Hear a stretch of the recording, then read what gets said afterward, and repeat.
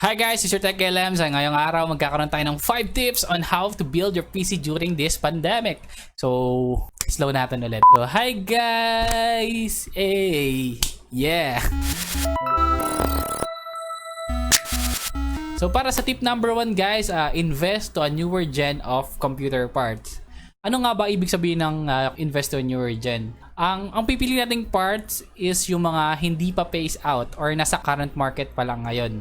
So for example, the Intel 9th Gen, 8th Gen, and 10th Gen. Actually, nasa market pa rin sila and I think may mga shops pa din na nagbebenta nito. And for the AMD side naman, Ryzen 2nd Gen, 1st Gen, tapos yung Athlon series, nandiyan pa rin yan.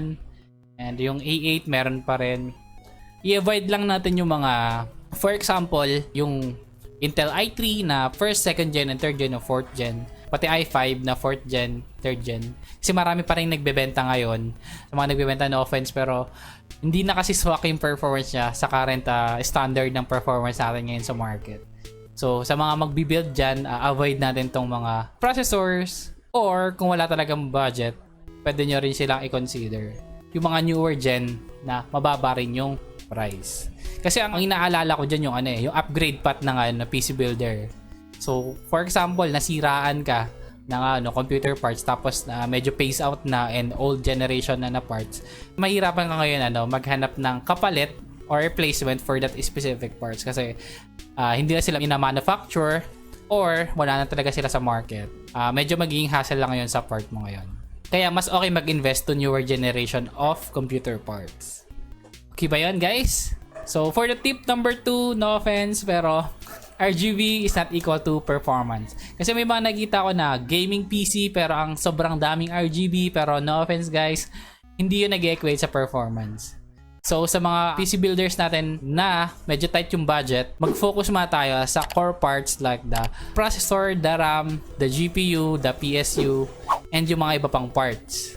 Bago tayo bumili ng, siguro mag-add ng lighting effects. I mean, kasi bonus na lang yun. Pero hindi rin naman natin tinatanggal yung importance ng fans with good airflow equals good cooling solution, di ba? So, saka rin, magandang fans or performance fans, di ba? So, ayun, RGB is not equal to performance, guys. Focus on the performance first before the aesthetics, guys. Okay? So, yun yung para sa tip number 2 natin. Tip number 3 is always check reviews, tier list, and PC builds pala. Kaya nandyan yung YouTube guys for you to check the reviews ng mga parts, ng mga builds, ganon. Big shoutout sa mga tech YouTubers natin na nasa YouTube ngayon like the Latest Tech Tips, Hardware Unbox, Gamers Nexus, Hardware Canucks, Bitwit, and also kay Sir Bermar. And also kay kay Tech Brawl. Isa rin yun sa mga mga chine-check out ko na YouTube channels dito sa YouTube when it comes to certain reviews ng peripherals and computer parts. So yun guys, check reviews and articles. Sobrang daming kailangan matutunan pa talaga sa PC building. So next naman is for the tip number 4, mag-check tayo ng price ng mga shops. Mapa Facebook man yan, Tipid PC, websites, and also online shopping platforms.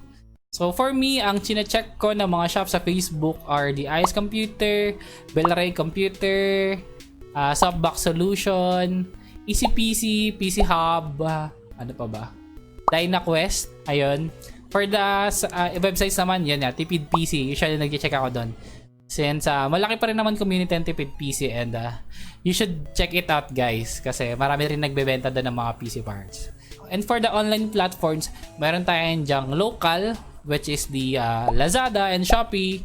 For the international naman are yung Amazon and Newegg. And guys, compare lang palagi ng price. Kasi ako personally, nag-check ako ng price from time to time kasi baka may mga naghahanap or mga magpapabuild sa atin ng PC and naghahanap ng mga price.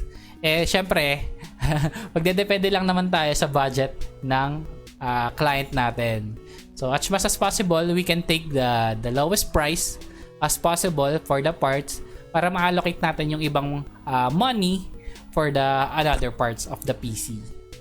So that's tip number 4. And tip number 5. For the tip number 5 guys is look for an alternative. So for the alternatives, I suggest kung hindi naman kayo maselan, nandiyan yung mga second hand parts or mga lower gen. Excluding the nasabi ko kanina, yung mga phase out. Pero hindi ganon kalayo sa current generation. At least 2 to 3 generations behind, pwede nyo i-consider yon. Pero kung tight talaga yung budget nyo, may mga second hand parts na sellers. Pero guys, tip lang din na bago kayo bumili ng second hand parts, i-consider nyo rin yung warranty, tapos dapat na-test nyo rin kung gumagana talaga yung unit or yung parts na bibili nyo. So ganun. Tapos i-check nyo rin guys kung ilang months or years na rin siya nagamit.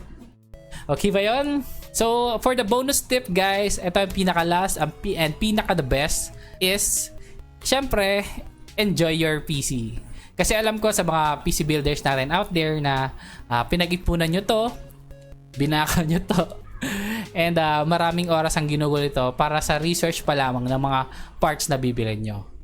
So ayun guys, sana may natutunan kayo sa 5 tips on how you can build your PC during this pandemic. Kung may mga comments kayo, suggestions na pwede namin gawin for the near future, don't forget to comment to our comment section below. And also, subscribe to our channel and hit that bell button over here, dito. Yan sa baba. And also guys, check nyo yung mga previous PC builds namin. Nandito sa taas. Ito. Yung 30 to 40k PC build.